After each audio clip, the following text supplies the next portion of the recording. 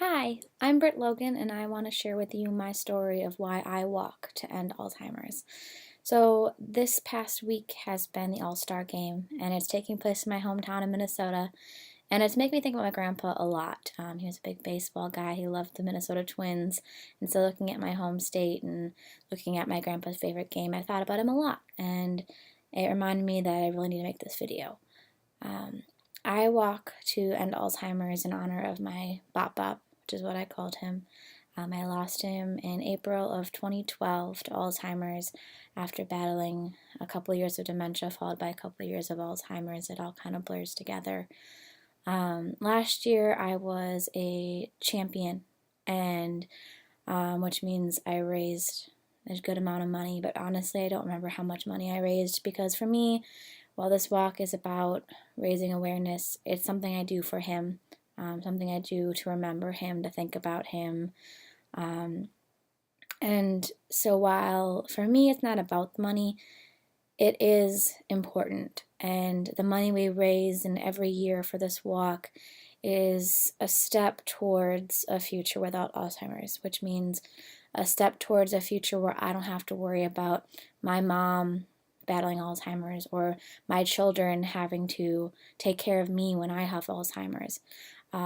Being part of this walk for me is preparing for the future and making sure that no family has to go through what my family has gone through, what millions of families go through every single year when it comes to Alzheimer's.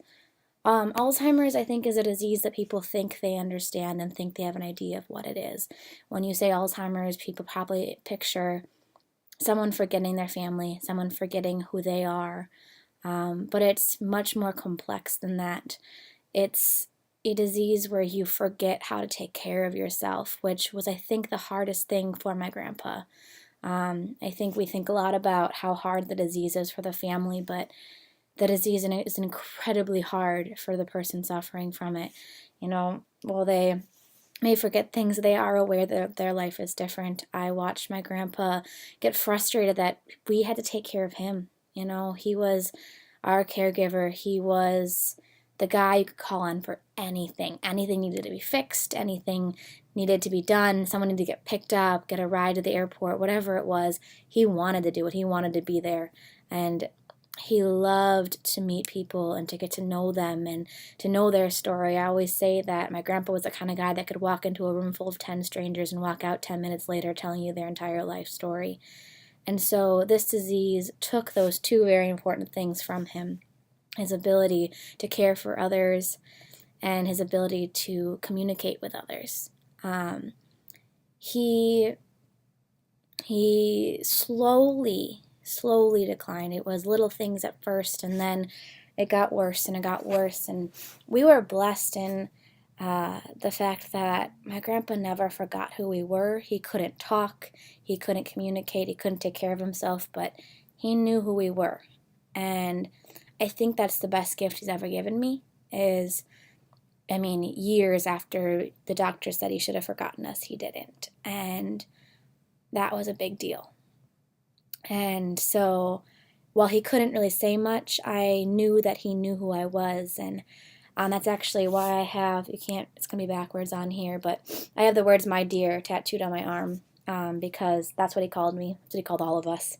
And when he would say "thank you, my dear," that's all I could really say, but I knew he was there. So it was a long journey for our family. It was a trial. It was a lot of energy, a lot of effort, but it showed me the strength of our family and how important we all were to each other, supporting each other, supporting my grandpa, making sure he had what he needed. And I walk to give back to not just my grandpa, but to my whole family, to honor the life of a man who gave us so much, and to walk for a future where we don't have to worry about it anymore. We don't have to be scared that one of us is going to forget or need that sort of care.